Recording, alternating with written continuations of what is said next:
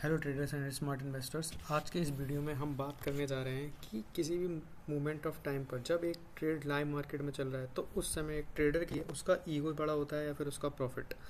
उस moment of time पर उसके दिमाग में क्या क्या चीज़ें चल रही होती हैं, क्या उसकी साइकोलॉजी होती है और कैसे उसको इम्प्रूव कर सकते हैं, कैसे किसी भी ट्रैप से बच सकते हैं। तो उस चीज़ को हम डिस्कस करेंगे इस वीडियो में। तो ये मेरी सेकंड एपिसोड में बनाने जा रहा हूँ स्टॉक मार्केट साइकोलॉजी, जो हमारी प्लेलिस्ट चल रही है उससे रिलेटेड। तो अभी तक अगर आपने हमारे चैनल को सब्सक्राइब नहीं किया है तो ज़रूर इस चैनल को सब्सक्राइब करें, क्योंकि हम ऐसे ही रिसर्च बेस्ड और एनालिटिकल माइंडसेट को डेवलप करने वाली वीडियोज़, चाहे वो फाइनेंशियल एनालिसिस से रिलेटेड हो या फिर मार्केट साइकोलॉजी से रिलेटेड हो, लाते रहते हैं। तो चलिए शुरू करते हैं एंड समझते हैं कि बेसिकली सबसे पहले यहाँ पर ट्रैप क्या होता है। तो ट्रैप बेसिकली ये होता है कि कोई भी जो नया इन्वेस्टर होता है ना, उसमें एक टेंडेंसी होती है कि नए इन्वेस्टर को हमेशा सही होना चाहता है। वो मतलब वो अगर 10 ट्रेड ले रहा है तो वो चाहता है कि वो 10 के 10 ट्रेड में प्रॉफिट कमाए, अपने टारगेट को हिट करे। ये एक तरह से नेचुरल ह्यूमन टेंडेंसी है, यानी कि नेचुरल ह्यूमन आदत है कि ट्रेडिंग में ही नहीं, दुनिया में अगर आप अपने आसपास भी देखोगे तो लोग जो है अपने फैक्ट्स में, अपनी बातों में, अपनी चीज़ों में हमेशा परफेक्ट होना चाहते हैं, हमेशा सही होना चाहते हैं, और यही स्टॉक मार्केट में एक ट्रैप बन जाता है। अब इसका क्या एविडेंस है? इसका एविडेंस जैसे कि यहाँ पर मैंने एक एग्जांपल लेके समझाया कि इस ईगो की वजह से लॉस मेकिंग जो ट्रेड्स होती है ना, वो लोग उनको होल्ड करते हैं इस उम्मीद में कि एक की लॉस जो है वापस से कवर हो जाएगा, और ये जो अभी लॉस है वो रियल लॉस नहीं है। और फिर वो रियल लॉस टाइम के साथ जब स्टॉक मार्केट में उनकी जो एनालिसिस होती है वो काम नहीं करती है, वो रियल लॉस बन जाता है, जिससे फिर उनकी कैपिटल जो है ख़त्म हो जाती है।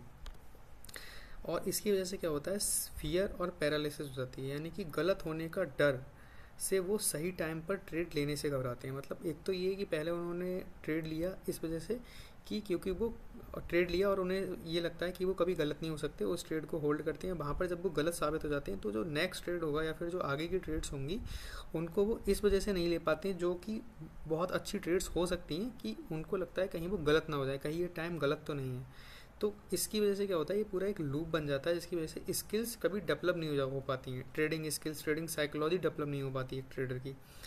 अब यहाँ पर रूट कॉज क्या है उसको समझते हैं।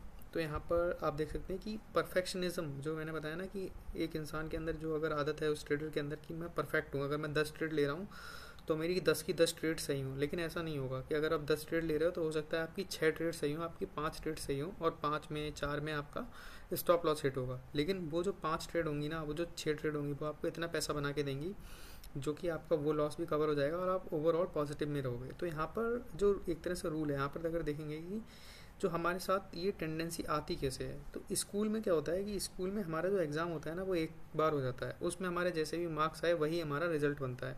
वहाँ पर क्या है, उस एग्ज़ाम को दोबारा देने का कोई भी चांस नहीं होता है ना, उसको रीटेक नहीं कर सकते एग्ज़ाम को, जिसकी वजह से वहाँ से ही हमारी परफेक्शनिज्म की एक तरह से टेंडेंसी बननी शुरू होती है कि अगर हमने एक बार एग्ज़ाम में अच्छा किया तो हमारे नंबर अच्छे आएंगे, अगर हमने ख़राब कर दिया तो वो ख़राब हो जाएगा। लेकिन रियल लाइफ में और ट्रेडिंग में ऐसा नहीं होता है। आपको ट्रेडिंग में तो बेसिकली आपको हज़ारों ट्रेड के चांसेस मिलेंगे, जिसमें अगर आप पहले मान लो कि आपको 1000 चांसेस हैं आपके पास, तो अगर आपने पहले 10 चांसेस ख़राब भी कर दिए तो आपको उससे लर्न करने की ज़रूरत है, और उस लर्निंग को लेने के बाद उसको हर एक ट्रेड में इम्प्लीमेंट करने की ज़रूरत है। और ऐसे ही जब धीरे धीरे इम्प्रूवमेंट होगा और आपके जो एफर्ट्स होंगे वो कंपाउंड करेंगे, तो वहाँ पर आपकी ट्रेडिंग स्किल्स अच्छे होंगे और वहाँ पर आपको ट्रेडिंग में सक्सेस मिलना शुरू हो जाएगी। तो इससे हमें स्कूल जो माइंडसेट है, हमारा स्कूल लेवल जो माइंडसेट है, उसको हमें बदलना होगा, और ट्रेडिंग की जो रियलिटी है उसको समझने के साथ अपने माइंडसेट को इम्प्रूव करना होगा।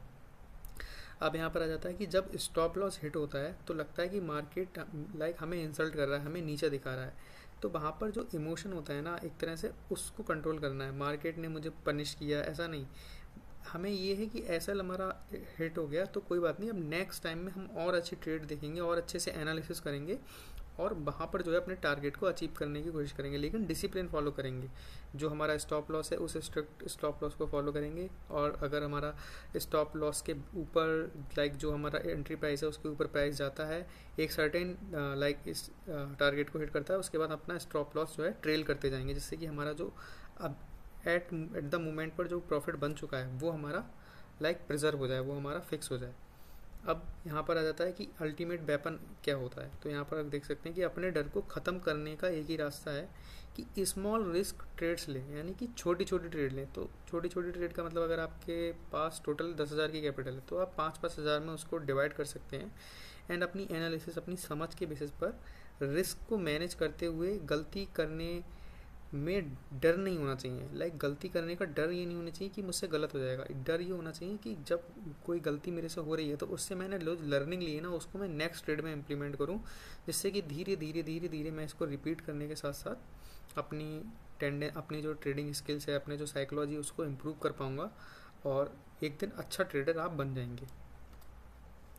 अब इसके बाद होता है कि जो भी अच्छे ट्रेडर होते हैं ना, वो अपना क्रिटिसिज्म सुनना चाहते हैं। लाइक आप एक तरह से फीडबैक की तरह लेते हैं उसको। लेकिन अगर आप नॉर्मली अगर आप किसी को उसकी बुराई बताओगे, उसको क्रिटिसाइज़ करोगे, उसको फीडबैक दोगे तो वो समझता है कि आप उसकी इंसल्ट कर रहे हो।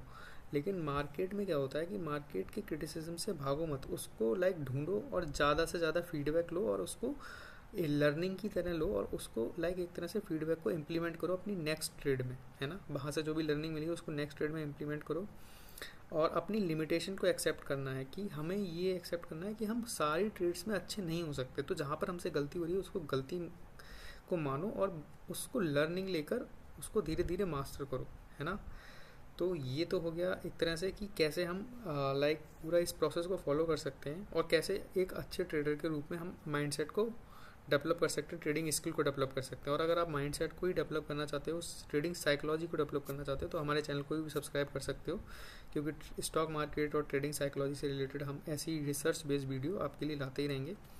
तो ये मेरी ओवरऑल वीडियो थी, एक छोटी सी वीडियो जो कि मैंने आपको ईगो और जो एक तरह से ह्यूमिलिटी होती है, जो कन्फ्यूज़न होता है माइंड में ट्रेडर के, उसको एक्सप्लेन करने की मैंने कोशिश की। तो अगर आपको हमारा कंटेंट पसंद आया हो, अच्छा लगा हो, तो प्लीज़ चैनल को जरूर सब्सक्राइब करें, वीडियो को लाइक करें। Thank you.